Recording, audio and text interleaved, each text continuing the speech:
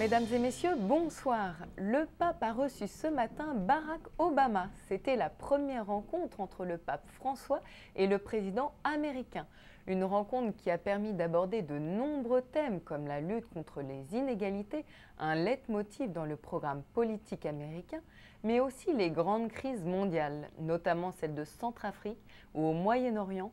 Des questions de société aux États-Unis, telles que la protection de la vie ou la réforme du droit migratoire, ont également été abordées lors de cet entretien.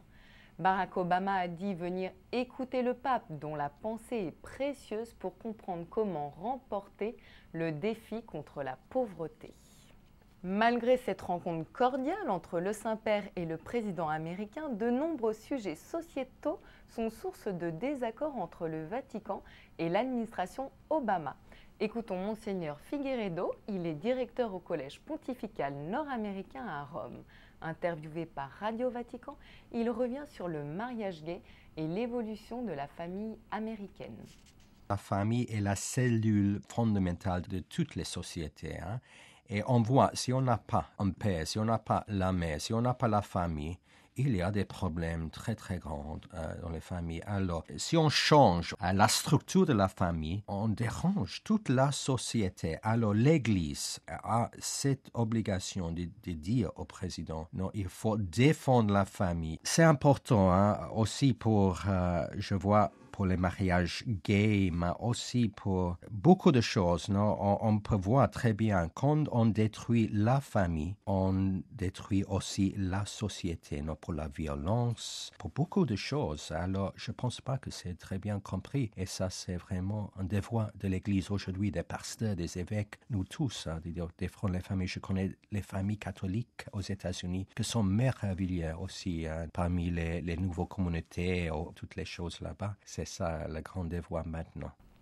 Ce matin, en conférence de presse, a été dévoilé le programme officiel du pèlerinage du pape en Terre Sainte en mai prochain.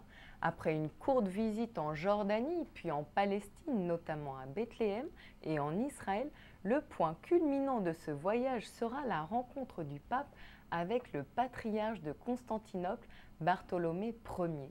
Les deux hommes participeront à une prière œcuménique avec les chefs des différentes églises de Jérusalem.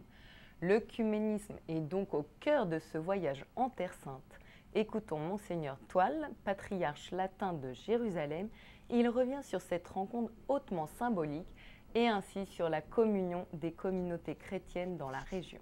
Pour le Saint-Père, c'est le point culminant du pèlerinage. Nous sommes avec lui, nous vivons cet esprit de communisme et de communion, d'unité. Nous autres, Église catholique, Église latine, nous vivons cet esprit à travers nos institutions, nos écoles, nos hôpitaux, notre caritas.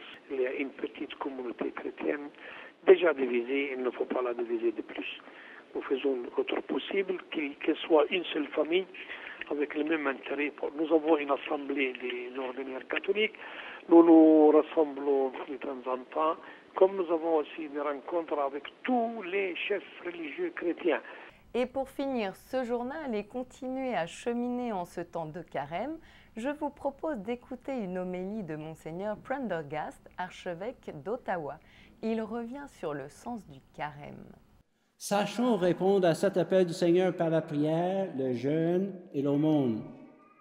Ouvrons-nous à la grâce et à la nouveauté de l'Évangile. Que ce temps de carême nous donne de faire l'expérience de la miséricorde divine et nous aide à changer radicalement de vie. Nous avons le devoir de partager nos biens matériels avec les personnes qui sont moins fortunées que nous. Et nous devons rendre service à nos frères et sœurs qui sont dans le besoin. Le Saint-Père nous invite à la solidarité avec ceux et celles qui se trouvent en marge de la société. Il nous demande d'agir comme Jésus et de ne pas nous préoccuper d'amasser des biens matériels. Nous devenons pauvres lorsque nous mettons notre confiance en Dieu seul. C'est la fin de ce journal. Merci de l'avoir suivi. Je vous souhaite une très belle soirée et je vous dis à la semaine prochaine.